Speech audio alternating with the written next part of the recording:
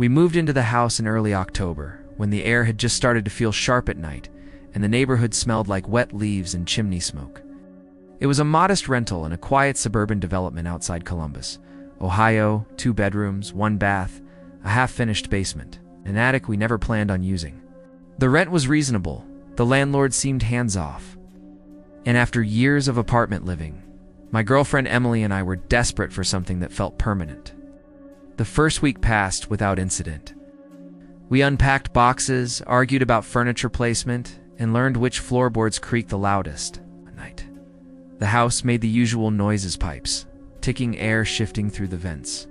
I grew up in old houses, so none of it bothered me. What bothered me were the sounds that didn't fit. It started as faint scratching around midnight, not loud enough to be alarming, just enough to make me pause whatever I was doing. At first, I assumed it was mice. The neighborhood backed up to a wooded area, and the landlord had mentioned occasional pests. But mice don't sound. Careful!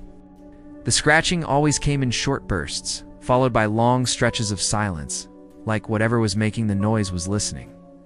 Emily noticed it too. One night she asked, half joking, "Do you think someone's in the walls?"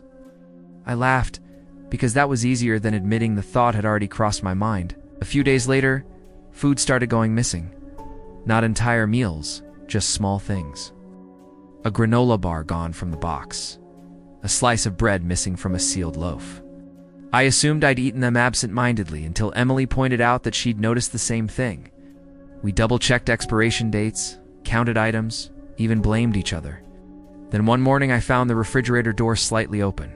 Emily swore she hadn't touched it. I believed her. She's meticulous to a fault.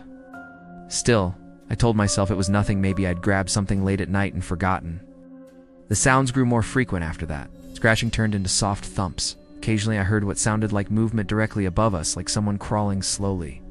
When I went outside to look at the roofline, nothing seemed disturbed. No loose shingles. No access points I could see. Emily started sleeping with the bedroom door locked. "I know it's stupid," she said one night, her voice tight. "I just don't feel alone anymore." I wanted to reassure her, but I felt it too. The sense of being watched wasn't constant.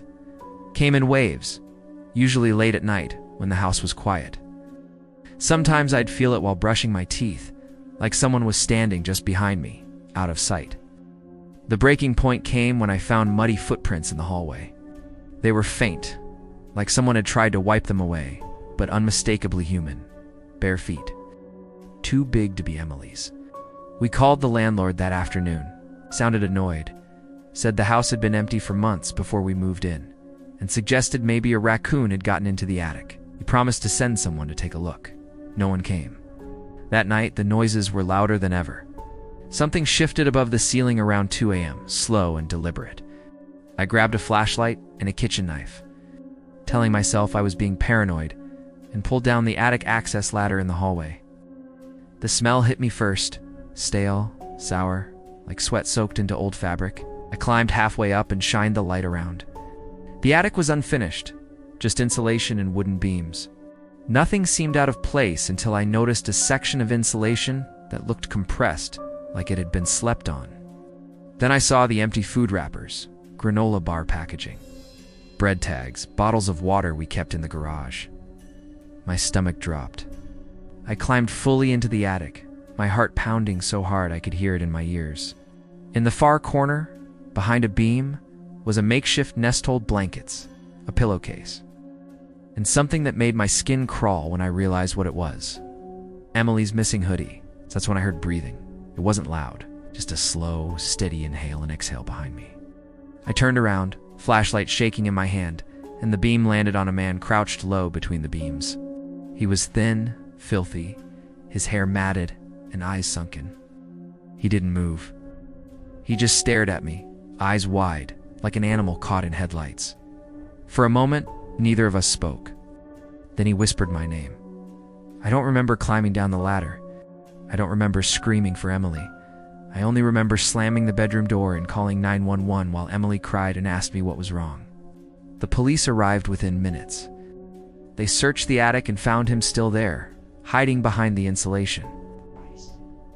He didn't resist. He just kept repeating that he didn't mean to scare us. and that he'd been there first. We learned later that he'd been living in the house long before we moved in. The previous tenants had been evicted suddenly. Somehow during the chaos, he'd slipped into the attic and stayed. He survived off leftovers, watching us through vents and cracks in the ceiling. Watching. The police told us he knew our schedules, our habits. He knew when we slept. He'd come down at night when he was sure we were in bed. That night, as we packed essentials and left the house for good, I realized something that still keeps me awake. The scratching sounds we heard, they weren't him moving around, they were him trying to stay quiet. And if we hadn't gone into the attic when we did, I don't know how much longer he would stayed hidden, or what might happen once he decided we noticed him. We never went back. And even now, years later, I still check the corners of the ceiling at night, listening for sounds that don't belong, terrified of what might be listening back.